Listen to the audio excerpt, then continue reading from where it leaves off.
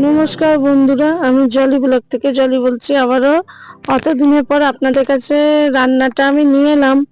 যেহেতু আমার তো সবকিছু ক্যামেরা, তারপরে এডিট ফেডিট সবকিছু আমার বোনপই করে, শুভ। তো শুভ উচ্চ মাধ্যমিক পরীক্ষা ছিল বলে ওই জন্য আসতে পারিনি। এখানে দেখুন আমি 6খানা ডিম নিয়েছি, 8 থেকে 9খানা রসুনের কোয়া,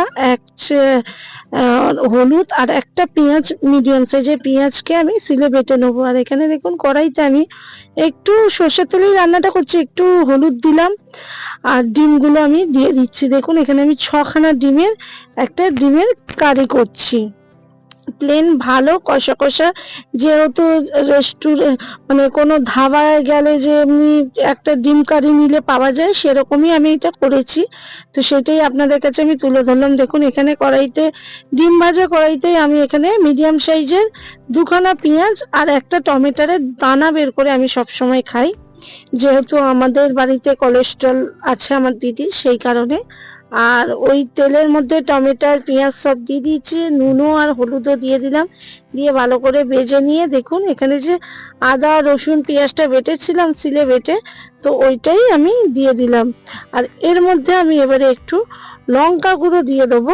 দেখুন হাফ হাফ চামচ লঙ্কা গুঁড়ো দিয়ে দিলাম। ব্যাস এইটা দিয়েই ভালো করে কষবো।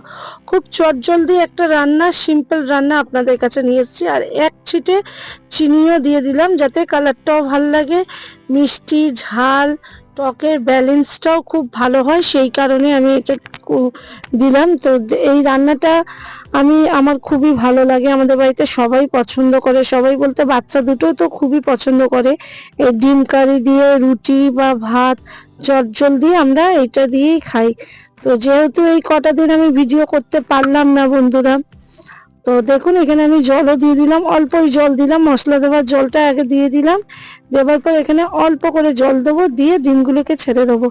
আর এই কদিন ওর পরীক্ষার জন্য আমি ভিডিও ছাড়তে পারিনি, সেই জন্যে এবারে আমি ভিডিও ছাড়বো আবার 22-23 তারিখ করে ছাড়তে পারবো না, কেন ওর পরীক্ষা আর একটা বাকি আছে, সেই কারণে। দেখুন এখানে ডিমগুলো দিয়ে দিলাম, দিয়ে একটু শাহি গরম মশলা দিয়ে দিলাম, দিয়ে এবারে আমি 2-3 সেকেন্ড রেখে আমি এটাকে নামিয়ে দেবো। আর গার্নিশ করব ধনে পাতা দিয়ে, ওপরে দিয়ে আমি এই রান্নাটা শেষ করব। রান্নাটা যদি আপনাদের ভালো লাগে লাইক করবেন, শেয়ার করবেন আর সাবস্ক্রাইবার করে দেবেন বন্ধুরা। সবাই ভালো থাকবেন, সুস্থ থাকবেন, আর পুজোটা সবাই ভালো কাটুক।